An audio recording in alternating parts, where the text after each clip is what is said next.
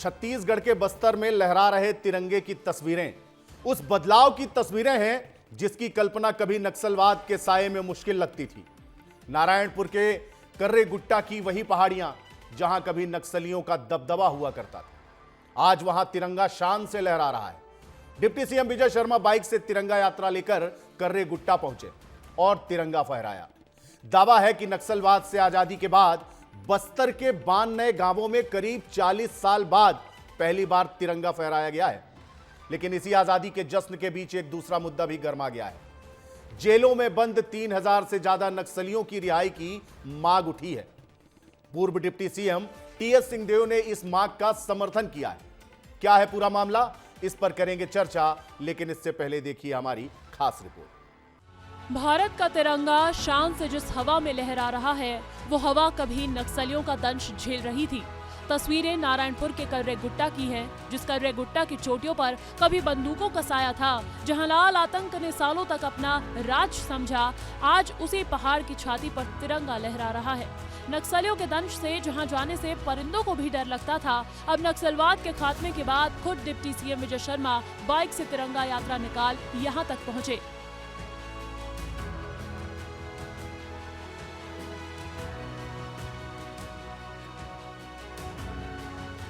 नक्सलवाद से आजाद बस्तर में 40 सालों बाद 92 गांव में पहली बार तिरंगा फहराया गया।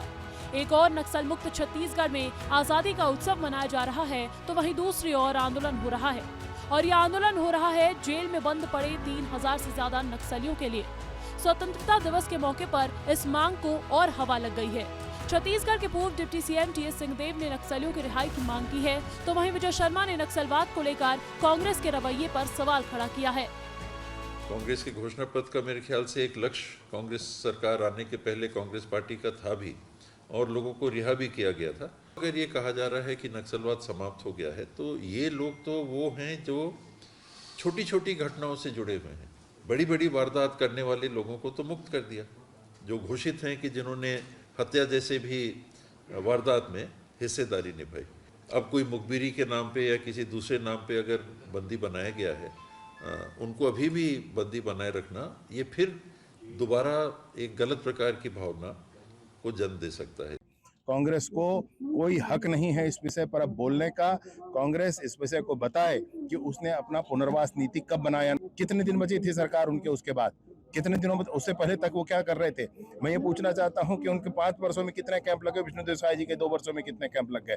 मैं उनसे पूछना चाहता हूं कि होने वाले ऑपरेशंस पर वो कितने संजीदा रहे।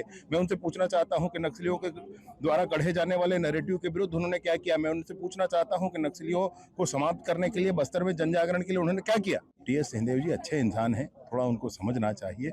इस विषय पर तो कम से कम ऐसा नहीं बोलना चाहिए। उनके बोलने से मुझे बड़ी पीड़ा हो रही, बड़ा दुख। दरअसल जो नक्सली जेल में बंद हैं, वो आमतौर पर छोटे कैडर के नक्सली हुआ करते थे, लेकिन अब भी सलाखों के पीछे हैं।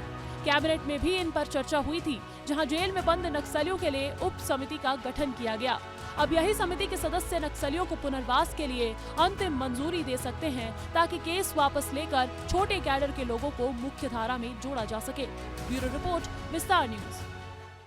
सर, कर्रे गुट्टा में जिस तरीके से झंडा फहराया गया, आप देखिए 40 वर्षों बाद ऐसा हुआ है, तो क्या लगता है आपको अब छत्तीसगढ़ या बस्तर या ऐसे नक्सली प्रभावित क्षेत्र, उनकी अब जो तस्वीर है वो बदलने वाली है? देखिए, ये बड़ी सुखद तस्वीर थी जब हमने देखा कि भाई 15 अगस्त के मौके पर जिन इलाकों में तिरंगे की कोई बात नहीं होती थी, आज उन इलाकों में तिरंगा फख्र से फहराया गया है। तो कुल मिलाकर कहा जा सकता है कि जो गृह मंत्री अमित शाह का एक पूरा विज़न था, एक पूरा डिटर्मिनेशन था कि उन्होंने मार्च 2026 से पहले इरेडिकेट करना है नक्सल की समस्या को पूरे छत्तीसगढ़ से और पूरे देश से और इवन मध्य प्रदेश से, तो वो करके दिखाया। तो ये एक बड़ी बात थी। और अब जब नक्सलवाद खत्म होने के बाद जो नक्सलवाद से प्रभावित या नक्सलवाद में झोंके गए लोग थे, वो भी अब विकास की नई धारा में और देश प्रेम की नई उमंग के साथ जुड़ रहे हैं उस धारा के साथ में। तो इससे सुखद कम से कम छत्तीसगढ़ में कुछ नहीं हो सकता है।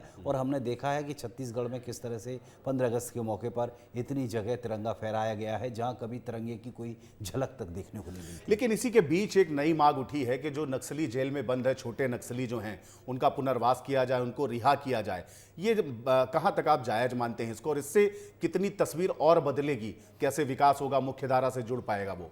देखिए अंचल जी, ये तो सरकार का टेक ऑन है कि वो इस चीज़ को लेकर क्या सोचते हैं, क्या समझते हैं। उनके पास कई विशेषज्ञ भी हैं जो उनको सलाह देंगे। मैं तो कम से कम उस तरह से नहीं एक पॉइंट बता सकता कि आप ऐसा करिए या नहीं करिए, लेकिन सरकार को अपने विवेक के अनुसार निर्णय लेना चाहिए। अगर उनको लगता है कि कुछ लोग कुछ मजबूरियों की परिस्थितियों में नक्सलवाद की उस भट्टी में झोंके गए थे या उस तरफ उन्होंने रुख किया था, अब जब वो वापसी हुई है, रेडिकेशन हुआ है नक्सलवाद का, तो हो सकता है कि सरकार को ये लगे कि इनको भी जीवन जीने का या जीवन को नए सिरे से स्टार्ट करने का एक अवसर दिया जाना चाहिए। तो ऐसा अगर सरकार फैसला लेती तो ज़्यादा बेहतर होगा मेरे ख्याल से। लेकिन सरकार में बड़े बड़े सलाहकार हैं, बड़े बड़े लोग हैं, वो अपने विवेक से इसमें निर्णय।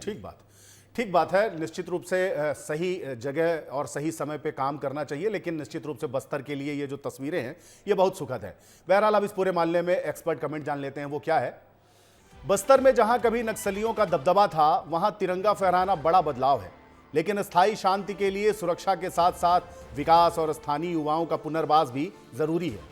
छोटे कैडर के नक्सलियों को मुख्य धारा में लाने की पहल इसी दिशा में अहम कदम हो सकती है।